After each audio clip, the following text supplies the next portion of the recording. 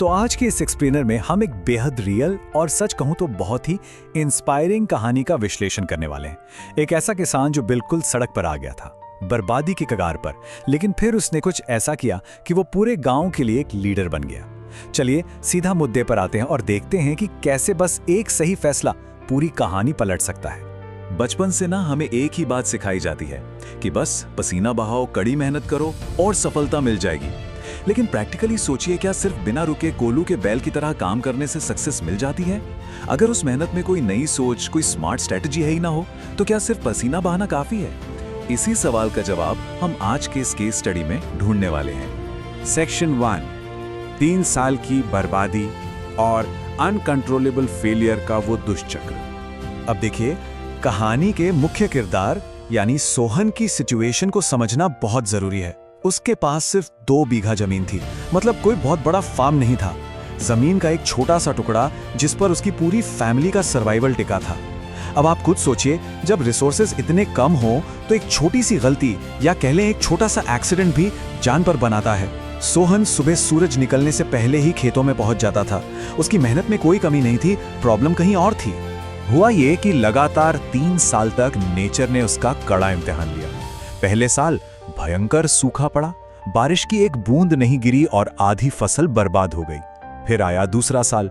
इस बार फसल कटने ही वाली थी कि अचानक ओलावृष्टि हो गई, सब कुछ तहस नहस। और तीसरे साल तक जो थोड़ी बहुत उम्मीद बची भी थी ना, उसे कीड़ों ने खत्म कर दिया। अब नोटिस करने वाली बात यह है कि इन तीनों ही घटनाओं पर सोहन का कोई कंट्रोल नहीं था। इन 3 सालों ने न सिर्फ उसकी फसलें तबाह की, बल्कि उस पर इतना बड़ा कर्ज लाद दिया कि घर बिकने की नौबत आ गई। और ऐसे में क्या होता है, समाज के ताने। गांव वालों ने कहना शुरू कर दिया, अरे इतनी मेहनत का क्या फायदा, किस्मत खराब हो तो मेहनत भी घुटने टेक देती है। और सच मानिए, ये कोई आम बात नहीं थी। ये एक ऐसा साइकोलॉजिकल अटैक था जो सोहन को अंदर से तोड़ रहा था। सेक्शन 2, बदलाव का एक फैसला, the breaking point and the pivot. Situation इतनी खराब हो गई थी कि घर में राशन तक नहीं बचा था।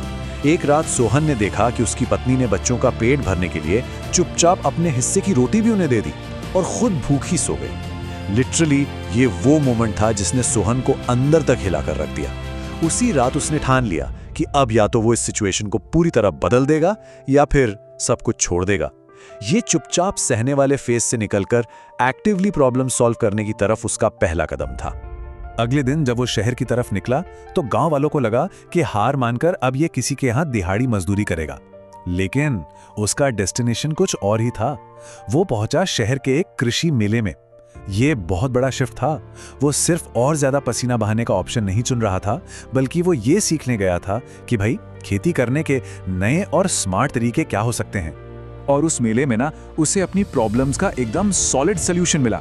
सबसे पहले ड्रिप सिंचाई यानी कम पानी में खेती कैसे करें, जो सीधे उसके सूखे वाली प्रॉब्लम का इलाज था।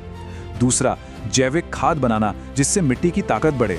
और सबसे इंपॉर्टेंट, कम जमीन में ज्यादा पैदावार कैसे लें। उसकी उस 2 बीघा जमीन वाली लिमिटेशन का एकदम परफेक्ट जवाब। यह सिर्फ इंफॉर्मेशन नहीं थी, ये उसके लिए एक गेम चेंजर साबित होने वाला था। सेक्शन 3, नई तकनीक और संघर्ष, इसे इंप्लीमेंट करना और लोगों का डाउट। अब थ्योरी तो समझ आ गई, लेकिन इन नई तकनीकों को लागू करने के लिए पैसा चाहिए था, जो उसके पास था नहीं। तो उसने क्या किया, अपनी पुरानी मोटरसाइकिल बेच दी। उन पैसों से और अपनी नई नॉलेज से उसने खुद अपनी खाद बनानी शुरू की और पानी की एक एक बूंद को नाप तोल कर इस्तेमाल किया। शुरुआत में उसने अपनी जमीन के एक छोटे से हिस्से पर यह एक्सपेरिमेंट किया। और ध्यान दीजिए, ये एक ऐसा कदम था जिसमें रिस्क बहुत ज्यादा था। अच्छा, एक बात तो तय है, जब भी आप पुरानी परंपराओं से हटकर कुछ नया ट्राई करते हैं ना, तो लोग तो बोलेंगे। गांव वालों ने फिर से उसका मजाक बनाना शुरू कर दिया। हंसते थे कि लो, अब ये किताबों से पढ़कर खेती करेगा। जिस माहौल में कई पीढ़ियों से एक ही तरीके से काम हो रहा हो, वहां अचानक कोई साइंटिफिक तरीका ले आए तो लोगों को वो बेवकूफी लगती है। लेकिन सोहन ने किसी की परवाह नहीं की। उसने दिन रात एक कर दिया। दिन भर वो खेतों में नई तकनीकें लागू करता, पसीना बहाता और रात को जागकर उन तरीकों की पढ़ाई करता ताकि कोई गलती ना हो जाए। उसके अंदर कहीं ना कहीं ये खौफ भी था कि अगर ये एक्सपेरिमेंट भी फेल हो गया तो क्या होगा। पर मजेदार बात यह है कि यही डर उसका सबसे बड़ा मोटिवेशन बन गया था। ये सिर्फ खेती नहीं थी, ये अपने वजूद को बचाने की लड़ाई थी। सेक्शन 4, सफलता और नई सोच, द ट्रायम्फेंट हार्वेस्ट। और रिजल्ट्स सच में चौंकाने वाले थे। जहां आसपास के खेतों में फसल नॉर्मल स्पीड से बढ़ रही थी, वहीं सोहन के खेत में नई टेक्निक की वजह से सब्जियां बहुत जल्दी तैयार हो गई। इसका सबसे बड़ा फायदा क्या हुआ? उसकी फसल टाइम से पहले ही बाजार में पहुंच गई। और इकोनॉमिक्स का सीधा सा रूल है बॉस, जो चीज मार्केट में सबसे पहले आती है उसके दाम सबसे बेहतरीन मिलते हैं। उसे इतने शानदार प्राइस मिले कि कुछ ही हफ्तों में उसका सालों पुराना सारा कर्ज चुकता हो गया। इस पूरे एक्सप्लेनर का कोर पॉइंट ही यही है। एक तरफ वो पुराना तरीका था जिसमें गजब की शारीरिक मेहनत थी, जो पूरी तरह से मौसम के भरोसे था और आखिरकार फेल हो गया। और दूसरी तरफ है ये नया तरीका, जहां स्मार्ट वर्क हुआ, तकनीक का इस्तेमाल किया गया और नतीजा शानदार सक्सेस। मतलब सिर्फ मेहनत करना काफी नहीं है, आप किस डायरेक्शन में मेहनत कर रहे हैं ये ज्यादा मैटर करता है। कहते हैं ना, सक्सेस अपने आप शोर मचा देती है।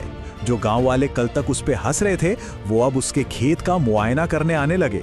गांव के बुजुर्गों ने भी माना कि भाई सोहन की मेहनत पहले भी वैसी ही थी, लेकिन इस बार फर्क सिर्फ उसकी सोच का था।